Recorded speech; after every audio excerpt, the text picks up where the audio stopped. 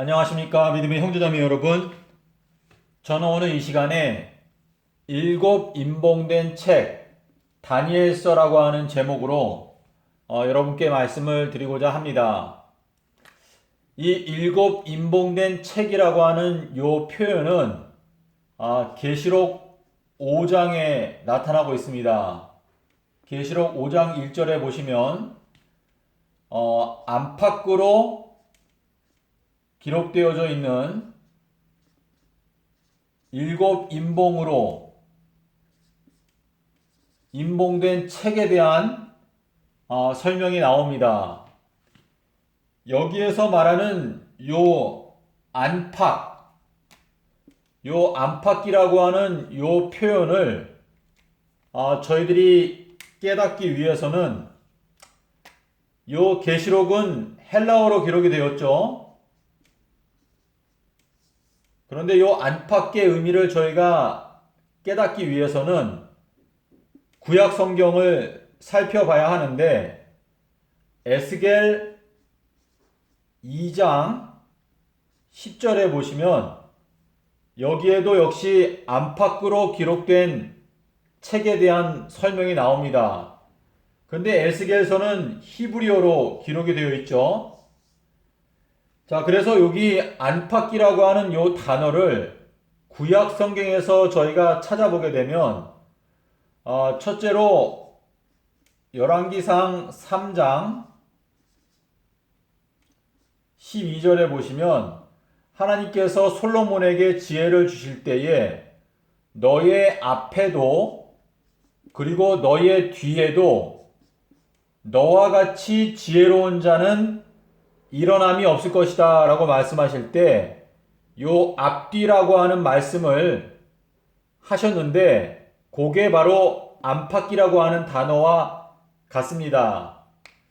자, 그래서 요 앞, 뒤라고 하는 표현은 안팎이라고 하는 표현에서 온 것입니다. 그리고 출애굽기 33장 23절에 보시면은요, 하나님께서 모세 앞을 지나가시면서 하나님의 모습을 보여주실 때 너가 나의 앞은 보지 못하고 나의 뒷모습을 볼 수 있을 것이다 라고 말씀하실 때에도 역시 앞뒤라고 하는 표현을 사용하셨습니다.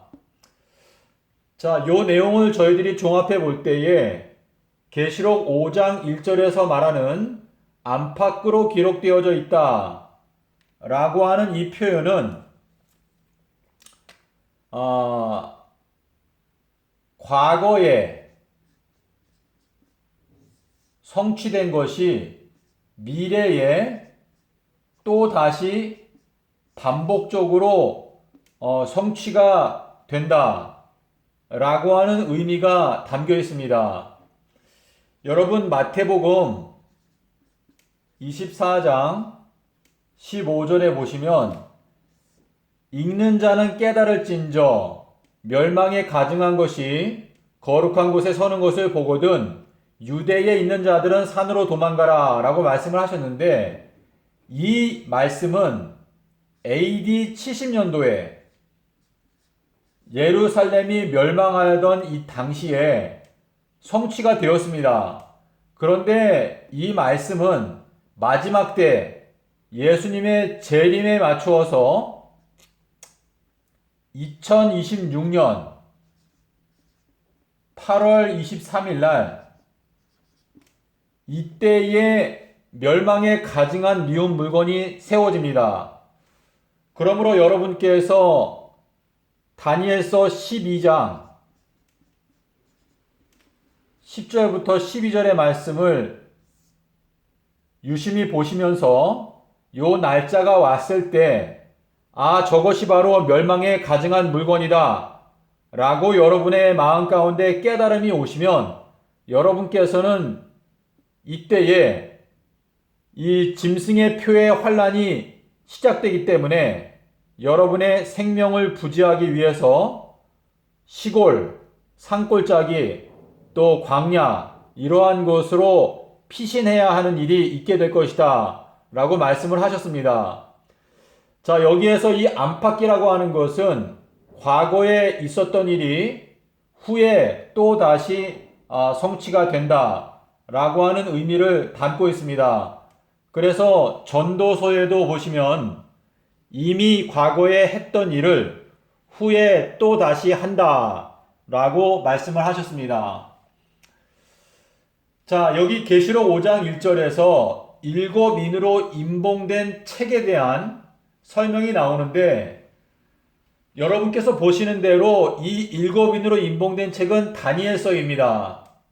자, 다니엘서는 다니엘서 안에 7번 임봉하라라는 말씀을 하셨습니다.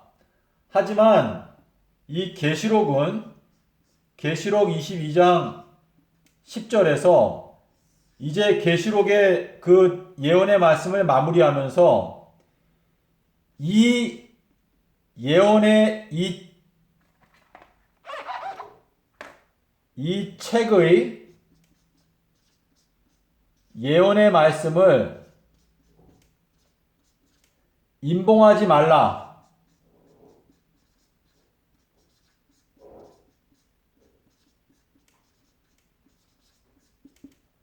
네, 계시록은 이 계시록 책을 맨 처음에 주실 때부터 이 책은 계시록을 말하는 것이죠.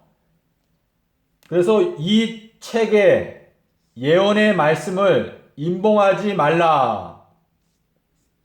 그러므로 계시록은 2000년 전에 하나님께서 우리에게 이 내용을 주실 때부터 이 계시록의 말씀은 임봉하지 말라고 말씀을 하셨습니다.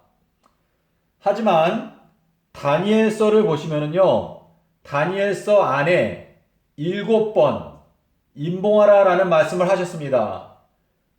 그리고 이 임봉된 다니엘서가 언제 열리게 되는지 그 내용도 다니엘서 8장에 기록이 되어져 있습니다.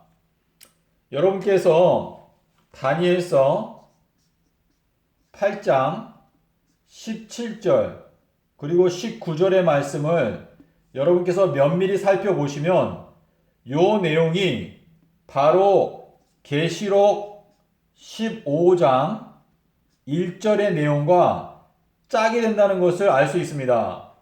자, 여기에 보시면 어떻게 되어 있는가 하면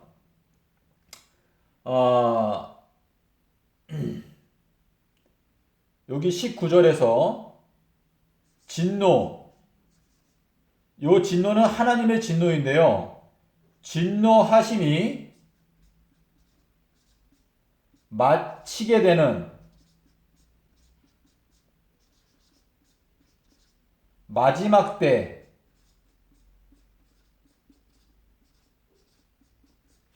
이 8장 17절에서 이 이상은, 여기에서 말하는 이상은 카존입니다. 카존. 자, 이 카존이라고 하는 것은 진노하심이, 여기에 진노라고 하는 단어가 중요한데요. 진노하심이 맞춰지게 되는 마지막 때에 관한 것이다 라고 말씀하셨습니다. 자, 요 마지막 때라고 하는 단어도 중요합니다. 자, 그런데 여기 계시록 15장 1절에 보시면 여기에서 7재앙이 나옵니다. 근데 요 7재앙으로 하나님의 진노하심이 맞춰지게 된다라고 계시록 15장 1절에서 설명하고 있습니다. 그러므로 요 다니엘서 8장 17절과 19절에서 가브리엘이 다니엘에게 설명할 때 이 카존은 여러분의 성경에 이상이라고 번역이 되어 있습니다. 이상. 이 이상은 진노하심이 맞춰지게 되는 마지막 때에 관한 이상이다 라고 설명하고 있습니다. 그런데 여러분께서 다니엘서 12장 4절을 보시면 마지막 때까지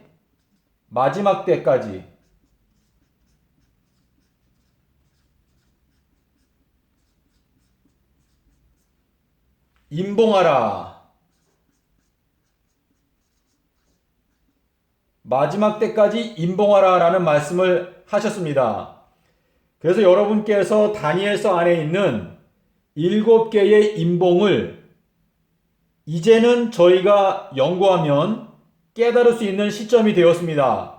왜냐하면 이제 예수님의 재림이 2030년에 예수님께서 재림하시기 때문에 이 말세에는 7임봉의 비밀을 깨닫는 자들이 결국은 이마에 하나님의 인을 받고 14만 4천에 들어가게 되는 것입니다. 그러므로 여러분께서 이 다니엘서 안에 있는 7임봉을 연구하고 깨닫기 위해서 총력을 기울이게 되셔야 합니다. 자, 그러면 이제 7임봉의 내용에 대해서 여러분께 설명을 드리겠습니다.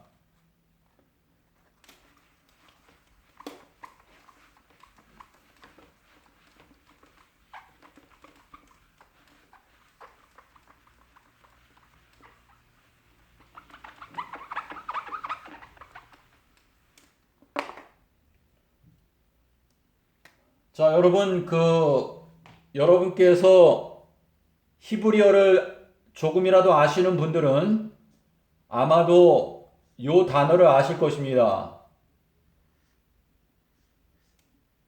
자, 요거는 저희가 하나님의 성호인데요. 하나님의 성호를 저희가 한글로 야훼, 또 야훼 아니면 야훼 이렇게 있는데요. 여기에서 지금 요 앞에 두 글자와 요 뒤에 두 글자, 요 두 단어가 중요한 의미를 갖고 있습니다. 요 앞에 거는 요드는 하나님의 손 또는 손가락. 여러분 시편에 보시면 하나님의 손가락이 하늘의 별들과 이 모든 만물을 창조하셨다 라는 표현이 있는데, 이 손이라고 하는 요드는 손이나 손가락을 의미하고, 여기에 보는 해, 여기 위에 열려 있는데요. 요거는 창문을 의미합니다. 창문. 그래서 창문이 열린 것을 말하는데, 이것은 하나님의 손가락으로 무에서 유를 창조하셔서 창문을 여셨다 라고 하는 의미가 여기 들어 있습니다. 그리고 여기에 보면은 두 번째는 요거는 바브인데 요거는 못을 의미합니다. 못 또는 갈고리. 그래서 요거는 예수님께서 십자가에서 죽으신 예수님의 희생을 나타내는데, 예수님의 희생으로 또한 창문을 여셨습니다. 자, 요 앞에 거는 야훼인데 요 앞에 거는 물질계. 온 우주 만물을 창조하실 때 그분의 손가락으로 이 우주를 창조하셨고, 요 뒤에 못으로 창문을 여셨다. 이거는 영적인 부분을 말하는 것입니다. 우리의 마음속에 영계. 다시 말해서 하나님께서 우주 만물은 손가락으로 창조하셨지만 우리 피조물들, 특별히 하나님의 형상으로 창조를 받은 피조물들의 마음 가운데 하나님의 온전하신 사랑을 마음 가운데 확증시켜 주시기 위해서 십자가의 희생으로서 우리들의 마음 가운데 하나님의 사랑의 완전한 창조를 우리의 마음 가운데 이루신 것입니다. 우리 인간의 마음 가운데는 하나님께서 나를 얼마나 사랑하시는가에 대한 깊은 궁금증이 있습니다. 우리들은 피조물이기 때문에 창조주께서 나를 영원토록 존재하도록 하실 것인지, 아니면 나를 어느 순간에 다시 깨뜨려 버릴 것인지, 그것을 알고 싶어하는 마음이 마음 깊은 곳에 있습니다. 그래서 이 야훼라고 하는 이름 자체가 앞에 부분은 창조주, 뒤에 부분은 구세주, 우리의 마음 가운데 하나님의 사랑을 확증해 주셨다는 십자가의 은혜로 우리의 마음 가운데 하나님의 사랑의 그것을 우리의 마음 가운데 확실히 보여주신 것이 십자가 사건인데요. 로마서 5장 8절에서 하나님께서 우리에 대한 당신의 사랑을 확증하셨다라고 말하고 있습니다. 자, 제가 이 말씀을 왜 드렸는가 하면은요, 여기에 보면은 열린 창문이죠. 근데 이 열린 창문 말고 그 다음 알파벳은 닫힌 창문이 있습니다. 자, 요거는 요거는 해트죠, 해트. 자, 해트인데 여러분, 이 다니엘서 안에 7 인봉이 있습니다.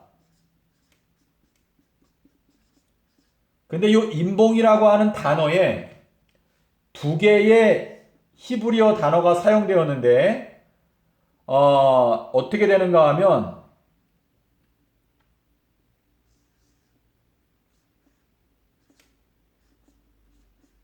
그리고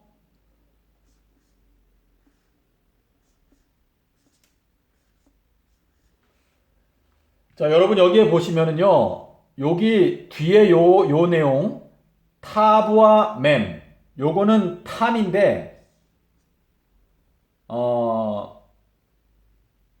요 단어의 뜻은 뭐냐면 완전.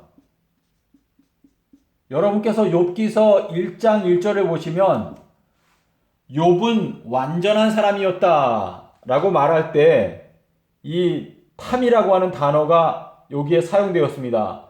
자, 그런데 여기도 역시 탐인데 앞에 보면 여기서 말씀드린 대로 해트, 닫혀진 창문입니다. 이 탐이라고 하는 것은 완전한 건데 이 완전이라고 하는 이 단어 속에는 결국은 하나님의 비밀, 자, 하나님의 비밀을 닫힌 창문으로 막아놓은 것입니다. 요것이 인봉하다라는 뜻인데 여기에서 보시면 요거는 싸맥이죠, 싸맥. 요 싸맥은 이 히브리어 알파벳에서 15번째 글자입니다. 그리고 요 싸맥은 보름달을 담고 있는데요. 이 보름달이라고 하는 요 단어는 이제 저희가 잠언서 7장 20절에 보면 이 보름달의 남편께서 오신다. 근데 욥기서에 보면 하나님께서는 구름으로 그분의 보름달을 가리우신다라는 표현이 있습니다. 그래서 요 싸맥이라고 하는 요 단어는 그 하나님의 비밀과 관련해서 요 단어가 많이 사용이 되었습니다. 그래서 요 두 단어가 둘 다 인봉하다라고 하는 의미를 가지고 있는데, 자, 요 다니엘서 안에 7 인봉이 어떻게 되는가 하면, 자, 7 인봉이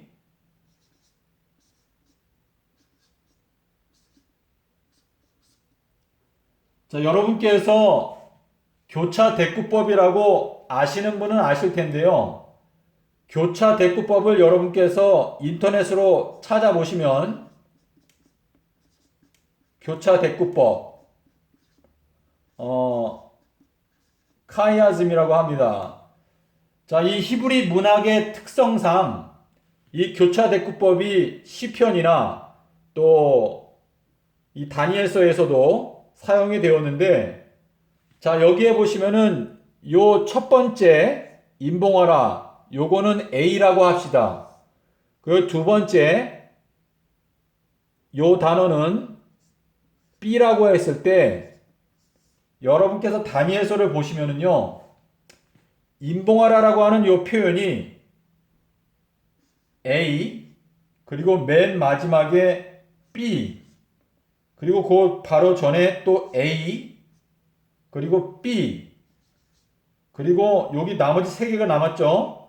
요 세 개의 경우에는 B, 그리고 B, 그리고 A 이렇게 되어 있습니다. 자, 그래서 여러분께서 요 구조를 보시면은요, A, B, A, B, B, B, A.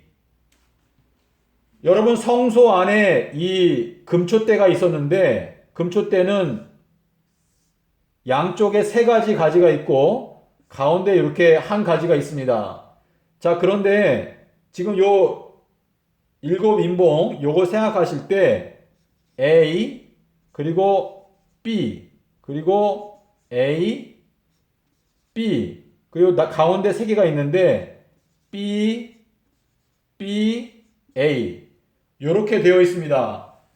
그래서 여러분께서 이 다니엘서 안에 있는 일곱 인봉을 면밀히 살펴보시게 되면 요 일곱 인봉이 계획적으로 특별한 구조를 갖고 요 내용이 다니엘서 안에 배치되어 있다라는 것을 여러분께서 아실 수 있고 그 내용을 보시게 되면 이 일곱 인봉이 대충 기록된 것이 아니라 하나님께서 의도적으로 그것을 배치해 놓으셨다는 것을 아실 수 있게 될 것입니다. 자, 그러면 이 일곱 인봉의 내용을 여러분께 설명을 드리겠습니다. 자, 이게 첫 번째 인봉은 다니엘서 8장 26절에 나오는데요. 여기에 보시면은 이상이라고 하는 단어가 두 번 나옵니다. 하나, 첫 번째 나오는 이상이라고 하는 단어는 이상이라고 하는 단어가 두 번 나오는데 첫 번째 거는 마레입니다. 마레.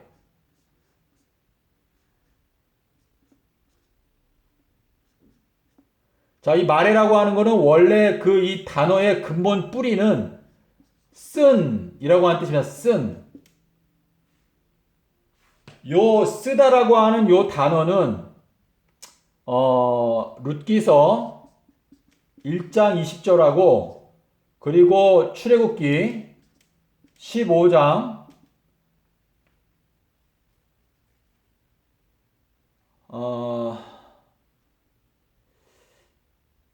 제 기억으로 33절 같은데요. 여기 마라의 쓴 경험. 요거는 이제 마라. 예, 그래서 요 마라, 그것도 마라인데요. 마레, 이렇게 있는데요. 지금 첫 번째 나오는 이상이라고 하는 단어는 마레. 그리고 두 번째 나오는 단어는, 카존입니다. 카존. 카존. 이렇게 되는데요. 둘 다 이상인데, 지금 요거는 인봉하라고 안 하셨고, 요 뒤에 거, 요거를 인봉하라고 하셨습니다. 자, 그리고 두 번째는 요거는 다니엘서 9장 24절에 죄를 인봉하라 말씀하셨고요. 세 번째는 이것도 역시 다니엘서 9장 24절인데 여기는 역시 카존. 근데 이 카존은 여기 다니엘서 9장에서는 71회에 관한 카존입니다. 그래서 카존을 인봉하라. 그리고 선지자를 인봉하라. 이 선지자는 히브리어로 워나비. 그래서 선지자와 카존을 인봉하라 라고 말씀을 하셨습니다. 그리고 네 번째는요. 요거는 이제 다니엘서 12장 1절과 4절에 보면 그 책. 근데 이 그 책은 생명책을 말합니다. 생명책을 인봉하라. 그리고 다섯 번째는 다니엘서 12장 4절인데 이 말씀들 근데 요 다니엘서 12장은요. 여기 한 장면이 어떻게 되냐면 10장부터 12장까지가 한 장면입니다. 그렇기 때문에 이 말씀들이라고 하는 것은 그 전에 말했던 10장과 11장 요 내용을 인봉하라 라는 의미가 되겠습니다. 근데 좀 더 구체적으로 말하면 11장이죠. 11장의 그 말씀들을 임봉하라. 왜냐면 10장에서는 그 예수님께서 오셔서 다니엘에게 하신 어떤 서론적인 의미가 서론적인 내용들이 있고 11장이 주로 예언의 말씀들을 다루고 있습니다. 그리고 여섯 번째 임봉은요. 다니엘서 12장 7절 그리고 9절. 여기에 보시면은 한때, 두때, 반때. 그리고 반때. 이 내용을 임봉하라고 하셨습니다. 자, 요 다니엘서 12장에서 임봉하라고 하셨기 때문에 이 내용은 다니엘서 7장 25절과는 다른 것입니다. 왜냐면 다니엘서 7장 25절에 나오는 한때, 두때, 반때는 임봉하라라고 말씀하신 적이 없습니다. 하지만 이거는 임봉하라고 하셨기 때문에 이 둘이 서로 같지 않다는 것을 여러분께서 꼭 기억을 하셔야 합니다. 그리고 일곱 번째는 다니엘서 12장 11절 12절에서 1290일 그리고 1335일 요 내용을 임봉하라고 하셨습니다. 자, 여기 앞에서 제가 지금 한때, 두때, 반때 말씀드렸는데요. 요 한때, 두때, 반때 여기에는 모에드가 들어있습니다. 모에드. 여러분 모에드가 뭔지 아시죠? 모에드는 절기를 말하는데요. 한 번의 절기, 그리고 두 번의 절기, 그리고 반때. 요 반때라고 하는 단어는 사실상 원래 의미는 화살, 또 반으로 쪼개다. 이런 의미가 있습니다. 요거는 여러분께서 깊이 연구하시다 보면 좀 더 구체적인 거 아실 수 있게 되고요. 여기에서 말하는 요 화살은 계시록 6장의 첫 번째 6장 1절 2절에 나오는 활을 들고 있는 그 내용과 또 구약에서도 요거를 여러분께서 좀 이해하실 수 있는데 제가 지금 구체적으로 지금 생각이 안 나기 때문에 나중에 말씀드리겠습니다. 네, 그래서 제가 지금 7가지를 말씀을 드렸는데요. 믿음의 형제자매 여러분, 여러분께서 요 내용을 지금 부지런히 연구를 하시면은요, 요 내용을 깨달으실 수 있습니다. 물론 저의 경우에는 첫 번째 임봉을 제가 이해를 했고, 두 번째 임봉도 이해를 했고, 세 번째 임봉도 이해를 했습니다.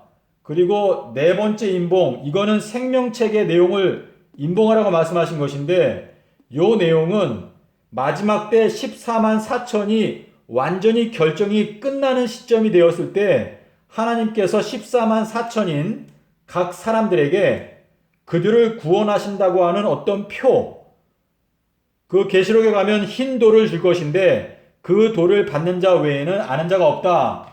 그래서 하나님께서 구원하시는 그 각 사람들에게 그들을 긍휼히 여기시고 사랑하신다라고 하는 어떤 그 메시지를 주신다라고 저는 그렇게 생각합니다. 그리고 여기 12장에서 이 말씀들, 요거는 다니엘서 11장의 내용인데요. 요거는 마지막 때 성취가 될 것인데 요 내용은 제가 아직 구체적으로 확실하게 이해를 못하고 있습니다. 그리고 여섯 번째인 한때, 두때, 반때, 요거는 제가 이해를 하고 있습니다. 그리고 일곱 번째 임봉, 요거는 제가 깨달았습니다. 그래서 요 1335일의 끝, 예수님의 재림하시는 날짜, 이거는 2030년 4월 18일, 요때 예수님께서 재림을 하십니다. 자, 그래서 저의 경우에는, 지금 이 다섯 번째 임봉, 요거는 이제 마지막 때, 이 11장은 아주 마지막 때 성취가 되는 건데요. 역사가 전개되는 모습을 보면서 이 말씀은 저희들이 깨달을 수 있게 될 것이다 라는 생각이 드는데 여러분께서도 연구를 해 보십시오. 자, 그래서 여러분 지금 이제 14만 4천은 이 일곱 인봉을 깨닫고 그리고 이마에 하나님의 인을 받는 자들인데 이 하나님의 인이라고 하는 것을 여러분께서 깨닫기 위해서는요, 출애굽기 13장 8절, 9절, 16절에 큰 안식일, 이 큰 안식일을 깨달아야 하나님의 인이 무엇인지 이해하실 수 있게 됩니다. 이 큰 안식일은 큰 계명입니다. 자, 그러면 제가 이 내용을 잠깐 지우고 이 큰 안식일에 대해서 여러분께 잠깐 설명을 드리겠습니다.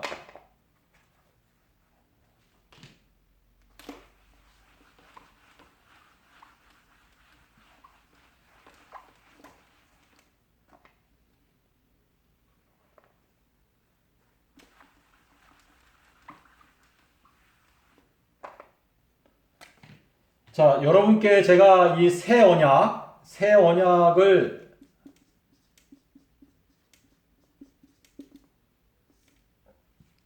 이 새 언약을 제가 한마디로 요약한다면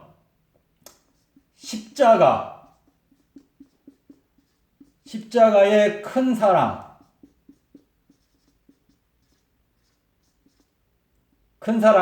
마음에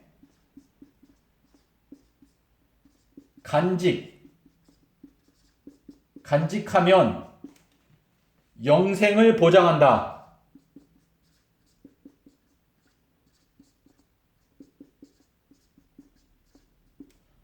자, 예수님께서 십자가의 그 보혈을 통해서 우리들에게 새 언약을 제시하셨습니다.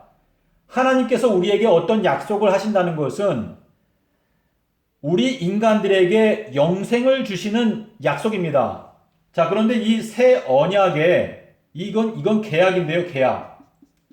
이 계약은 창조주와 피조물 사이에서 이루어지는 계약입니다. 창조주는 원래 스스로 계신 분이고 영원히 존재하시는 분입니다. 그런데 이 창조주께서 우리 피조물들에게 영원한 생명을 주시기 위해서 제시하시는 조건이 있습니다. 그것은 십자가의 큰 사랑을 마음 가운데 간직한다면 영생을 보장하겠다라고 하는 것이 새 언약의 계약 조건입니다. 그런데 우리 인간은 유한한 존재이고 저희 인간의 마음은 세월이 지나면 그 사랑이나 어떤 중요한 사건을 잊어버리게 됩니다. 그래서 이 십자가의 큰 사랑을 마음 가운데 간직할 수 있는 그 방법이 뭐냐? 그것은 바로 큰 안식일을 준수하는 것입니다. 다시 말해서 내가 십자가에서 너희들에게 큰 사랑을 보여주었는데 그 십자가의 그 의미를 너희가 영원토록 마음 가운데 간직하기 위해서 큰 안식일을 지킨다면 내가 너희들에게 영원한 생명을 보장한다 라고 하는 것이 새 언약의 계약 조건입니다. 자, 그러면은요, 마태복음 19장 17절에 보시면은요, 예수님께서 말씀하시기를 생명에 들어가려면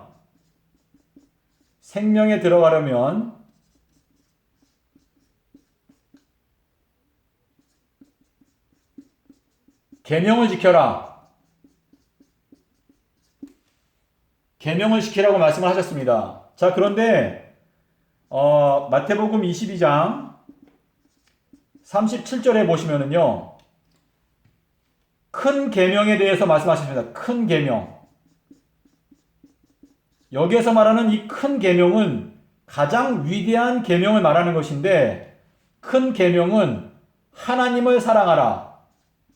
하나님을 사랑하라. 마음을 다하고 목숨을 다하고 뜻을 다하고 힘을 다하여 하나님을 사랑하라. 근데 요 내용은 신명기 6장 5절의 말씀을 그대로 인용하신 것입니다. 근데 신명기 6장 5절에 보면은 하나님을 마음을 다하고 목숨을 다하고 힘을 다하고 뜻을 다하여 하나님을 사랑하라 라고 말씀하셨는데, 요 계명이 바로 이마의 표라고 말씀하셨습니다. 이마의 표. 이마의 표징이라고 말씀하셨는데요. 자, 여러분, 예수님께서 요한복음 15장 13절에서 사람이 친구를 위해서 목숨을 버리면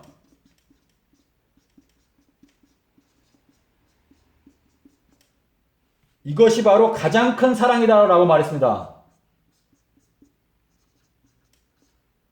사람이 친구를 위해서 목숨을 버리면 그것보다 더 큰 사랑이 없다라고 예수님께서 말씀을 하셨는데요. 이 내용이 바로 십자가에 관한 것입니다. 십자가. 예수님께서 십자가에서 우리들을 위해서 목숨을 버리셨습니다. 창조주가 피조물을 위해서 목숨을 버렸다는 것은 창조주의 마음 가운데 피조물이 영원토록 존재하게 하는 것이 창조주의 가장 큰 소원이라는 것을 몸소 보여주신 것입니다. 그래서 이 십자가의 큰 사랑, 이 큰 사랑을 우리가 마음 가운데 느끼고 깨달아야 우리가 하나님을 온 마음을 다해서, 목숨을 다해서, 힘을 다해서, 뜻을 다해서 하나님을 사랑할 수 있게 됩니다. 그리고 신명기에서 말하기를 그것이 바로 이마의 표징이다 라고 말씀을 하셨습니다. 자, 그런데 출애굽할 때 출애굽기 13장 8절, 9절, 16절에 보시면은요, 요 내용과 함께 요한복음 19장 31절을 보셔야 되는데요. 여기에서 말씀하시는 게 뭐냐면 아비벌 15일 큰 안식일, 아비벌 15일 큰 안식일이 바로 이마의 표징이다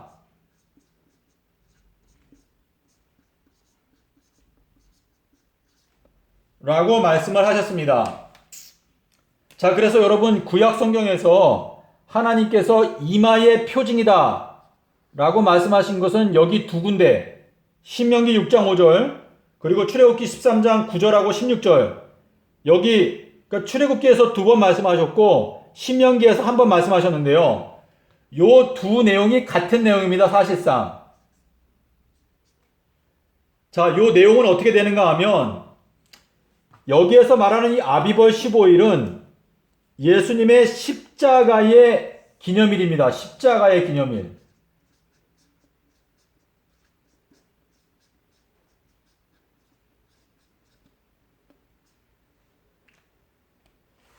우리가 하나님을 온 마음을 다해서 사랑하기 위해서는 예수님께서 십자가에서 보여주신 가장 큰 사랑, 이 십자가의 사랑을 우리가 마음 가운데 느끼고 깨달아야만 우리가 하나님을 온전히 사랑할 수가 있습니다. 그래서 이 십자가의 큰 사랑을 우리가 마음 가운데 간직할 뿐만 아니라 그 십자가에 대한 그 이해와 깨달음이 점점 더 깊어질 수 있도록 하기 위해서 하나님께서 우리에게 주신 것은 바로 이 십자가의 기념일, 이 십자가의 기념일을 우리가 매년마다 이 십자가의 기념, 이거는 광복절이죠. 다시 말해서 이 광복절을 지킬 때에 그리스도인들의 광복절입니다. 이날이 출애굽 기념일인데요. 이 십자가의 기념일을 우리가 영원한 세월 동안에 매년마다 이 안식일을 지킬 때에 예수님의 십자가에 놀라우신 이 사랑을 깨닫고 저희들은 영원한 세월 동안 하나님께 좀 더 온전히, 좀 더 최선을 다해서 하나님의 말씀에 순종할 수 있게 될 것입니다. 자, 그래서요, 요한복음 14장 15절에 보시면 너희가 나를 사랑하면 나를 사랑하면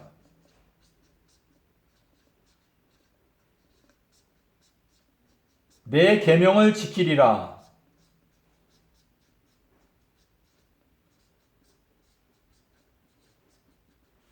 자, 우리가 하나님을 사랑하기 위해서는 하나님께서 십자가에서 보여주신 이 십자가의 큰 사랑을 느끼고 깨달아야 우리가 하나님을 사랑할 수 있고, 하나님을 사랑하게 되면 우리들은 십자가의 기념일인 이 큰 안식일을 당연히 지키기 원하게 될 것입니다. 여러분, 역대하 30장 20절에 보시면은요, 여기에 히스기야 왕이 오랜 세월 동안 지키지 않고 그냥 무너져 내렸던 유월절을 다시 재건했던 역사가 있는데, 이때 하나님께서 이 큰 안식일에 이스라엘 백성들을 고치셨더라.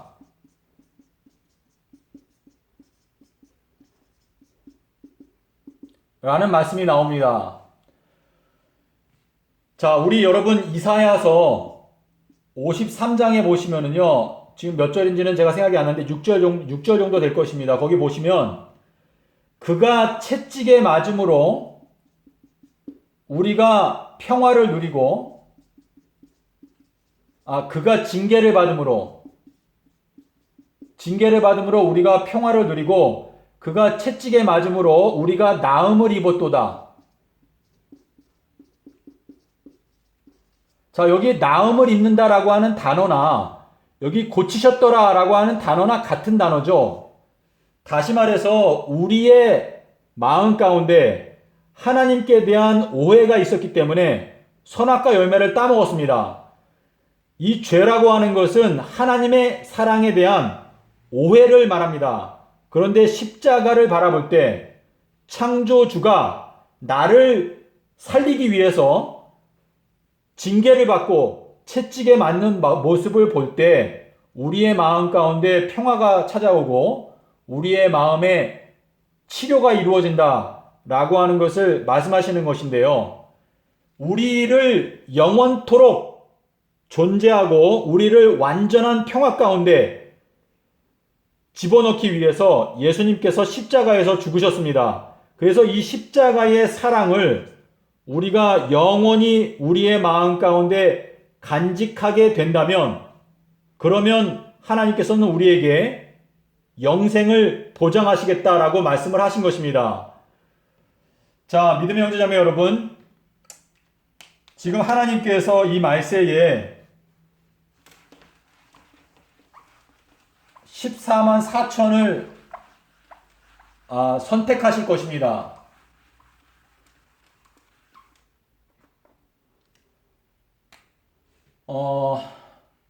지금 앞으로의 계획이 하나님께서 14만 4천을 선택, 그리고 인치십니다. 그리고 그 인치는 것이 이제 거의 끝나게 됐을 때 사실상은 14만 4천을 하나님께서 인치려고 하시는데, 그 인치는 자들이 다시 말해서 이 14만 4천의 숫자가 모자랄 가능성이 높다고 봅니다. 저는. 자, 그래서 이 14만 4천에게 인을 치시는데 그 숫자가 턱없이 모자라기 때문에 결국에는 그 다음에, 요거는 계시록 7장 3절이고요. 그리고 14만 4천 인치는 시간이 지나는데도 이 14만 4천이 숫자가 차지 않기 때문에 결국은 5달 동안 인 맞지 못한 자들,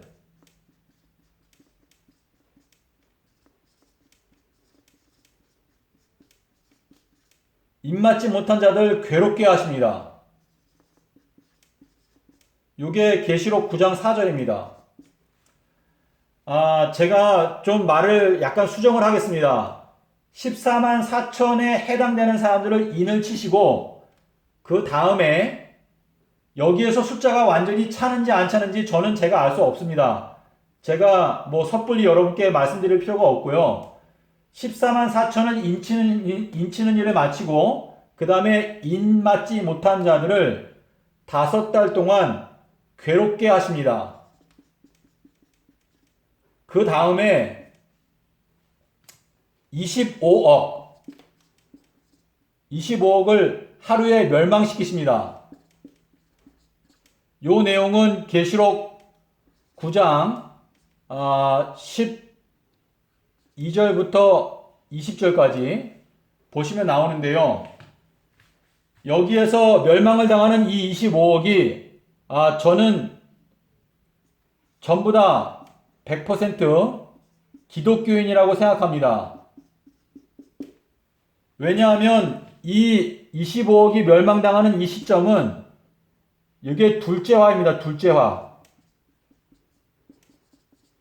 둘째화인데 이 둘째화에 대한 내용은 계시록 11장 14절에 나오는데 이 계시록 11장 14절에 보시면 두 번째 화는 이제 지나갔다 라고 말을 하는데 계시록 11장 14절 이전에는 1260일 다시 말해서 믿는 자들에 대한 심판